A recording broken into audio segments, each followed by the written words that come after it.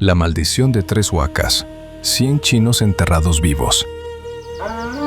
En la década de los 30, bajo el sol implacable del Valle Chicama, se erguía un coloso de adobe ancestral cerca de Santiago de Cao y Chiquitoy, conocido como 3 huacas. Silencioso e imponente reinaba como centinela de un imperio que se negaba a morir sobre los vastos campos de caña de azúcar de la hacienda Chiquitoy. Todos los naturales y mestizos de la zona sabían que 3 huacas era única en el Valle de Chicama, porque tenía 3 entidades jerárquicas: huaca de la nobleza, elevándose como un trono divino; huaca de los caciques, corazón de poder terrenal; y huaca del pueblo, humilde guardiana de las masas. Bajo las moles de una de sus huacas quedaría sellado el destino de 100 hombres chinos, en un pacto de sangre y codicia. Todo comenzó con un brillo prohibido. En la casona colonial de Chiquitoy, el arrendatario Luis José de Orbegoso recibía con cordialidad al arqueólogo Rafael Larco Joil. El encuentro tenía un aire casi familiar. No hacía muchos años, el tío de Rafael, Víctor Larco Herrera, había sido arrendatario de todas aquellas tierras, y el trato respetuoso con los trabajadores, que incluía a culíes chinos, había dejado huella. Orbegoso sabía bien que Larco Joil vivía apasionado por las piezas del pasado, por los vestigios que hablaban en silencio. Tras darle la bienvenida y compartir conversación, le anunció que le tenía una sorpresa. 2 hombres de ojos rasgados, trabajadores chinos de piel curtida por el surco, entraron portando 2 costales de yute que parecían pesar más que el oro mismo.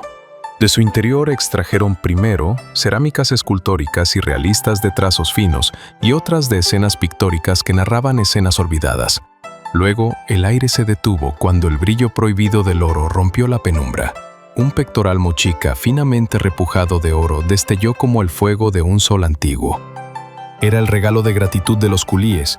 Era un gesto de lealtad que brotaba de las entrañas de la tierra por el trato benevolente de su tío Víctor Larco hacia aquellos migrantes del lejano oriente.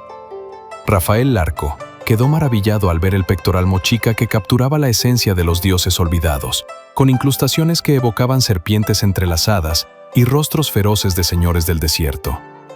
Un silencio atónito lo envolvió, hasta que las palabras de gratitud brotaron como un manantial tardío. Luego preguntó casi en un susurro de dónde provenían aquellas riquezas, y los chinos, con la franqueza de quienes honran deudas antiguas, revelaron que provenían de una de las huacas de 3 huacas llamada Huaca de los Caciques, en el lado norte y que mira a Chiquitoy. Y añadieron algo más, con voz baja: allí hay mucho más. No dijeron nada más, y se marcharon como sombras que se disipan al alba. Aquella noche, Larco Joil escudriñó los huacos y el pectoral bajo la luz titilante de una lámpara, admirando la maestría de los artesanos mochicas que habían domado el metal como si fuera un sueño maleable. El insomnio lo acechó, alimentado por las palabras de los chinos: hay más. Una codicia ancestral, teñida de anhelo científico, se enredaba en su mente como raíces de un algarrobo en la arena. A la mañana siguiente pidió a Orbegoso una cuadrilla de 100 hombres para desentrañar los secretos de 3 huacas. Orbegoso accedió, con la condición de que todos los gastos corrieran por cuenta del arqueólogo. Aceptó. Se convocó entonces a peones naturales y mestizos de Yamipe, Santiago de Cao y Chiquitoy.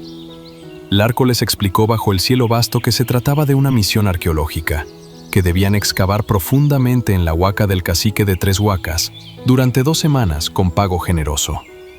Los hombres se miraron entre sí, conversaron en voz baja. Finalmente, se negaron. Sabían por tradición y por sangre que 3 huacas no era un montículo cualquiera. Tenía un mundo de arriba y un mundo de abajo. Excavar en su interior era ingresar al reino subterráneo, donde vivía el encanto y el guardián espiritual que se encargaba de cuidar a la huaca y de alimentarlo con ofrendas humanas. Profanarlo era invitar a la ira de los ancestros. Ante la negativa, Larco optó por reclutar a 100 chinos de Chiquitoy y Santiago de Cao, ajenos a los temores locales o quizás impulsados por una necesidad más imperiosa. Aceptaron el desafío. Guiados por un caporal afrodescendiente, partieron en carretas hacia el montículo sagrado, llevando consigo palanas, botes de agua y la audacia de los que nada tienen que perder. La primera semana fue un preludio de arcilla. A 5 metros de profundidad, la tierra entregó huacos y promesas. Pero en la segunda semana, el aire dentro del socavón se volvió espeso. la luz del día desapareció, reemplazada por el resplandor vacilante de las lámparas. Mientras el caporal vigilaba desde la entrada, los 100 hombres se bifurcaron en 5 túneles como raíces de algarrobo, hurgando el corazón dorado en las entrañas de la pirámide. A veces un murmullo de agua subterránea parecía advertirles, pero el eco de la codicia era más fuerte. Un viernes, el sol alcanzaba el cenit afuera, mientras los 100 chinos con destreza ya se habían adentrado más en los túneles, cuando de pronto, una de las cuadrillas estalló en risas eufóricas cuyo eco se propagó como un hechizo. Habían encontrado finalmente el tesoro que iluminaban sus rostros almendrados y las paredes, al lado de unos huesos humanos de yungas pulverizados, testigos mudos de guerreros olvidados. Se detuvieron, hipnotizados por la visión irreal, cuando de pronto la huaca vibró con una desgracia sísmica como si lo hubieran herido en el corazón. Los chinos habían escuchado que la tradición local decía que cuando una huaca tiembla es porque tiene sed, pedía de beber. Entonces, el moreno caporal desde afuera les alcanzó una calabaza llena de chicha que los chinos rociaron en el suelo polvoriento para aplacar la sed de la huaca, y luego todos los chinos se sentaron a descansar. Pero el temblor retornó, más insistente, como si despertaran a una bestia que quiere beber sus almas y no chicha. Repentinamente, alguien preguntó por qué no sacaban el tesoro de inmediato. El moreno caporal respondió que las órdenes del arco eran que nada debía tocarse porque pretendía descifrar cualquier enigma. Mas la ambición, esa sierpe insidiosa, los impulsaría a que sigan cavando más profundo. Y eso quería la astuta huaca, porque sabía que ya los había encantado. Encontraron tesoros adicionales de oro, y la alegría de los 100 chinos se multiplicó como estrellas en la noche yunga. De pronto, pequeños pedazos de adobe comenzaron a desprenderse de la galería, advertencias ignoradas en la vorágine de la codicia. Súbitamente, la estructura vibró y el remesón creció en furia telúrica. El pánico se asomó en las caras de los chinos mientras las lámparas una a una se apagaban como si fueran sopladas por un aliento gélido, sumiéndolos en tinieblas aterradoras. Y al intentar huir, ahora divisaban en la entrada una silueta ominosa del guardián que se había manifestado. Una forma etérea, forjada de sombras y rencor ancestral, obstruyendo el escape.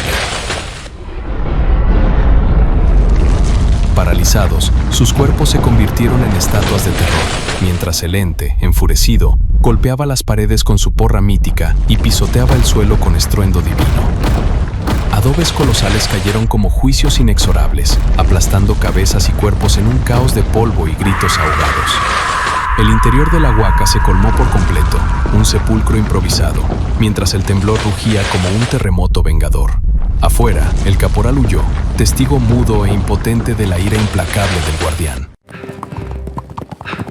¡Ayúdame! ¡Por favor! ¡Ayúdame! Al fin, el guardián de la huaca de los caciques había triunfado. Los 100 chinos, atraídos por el fulgor profano, yacían enterrados en sus profundidades. No solo había preservado los tesoros, sino que había nutrido a la huaca y sus espíritus con ofrendas humanas, perpetuando el ciclo mítico. Aquellos 100 sacrílegos chinos se convertían en gentiles eternos, ofrendas involuntarias en el corazón de 3 huacas, donde el mundo de abajo devoraba a los imprudentes y el eco de los mochicas perduraba en silencio eterno.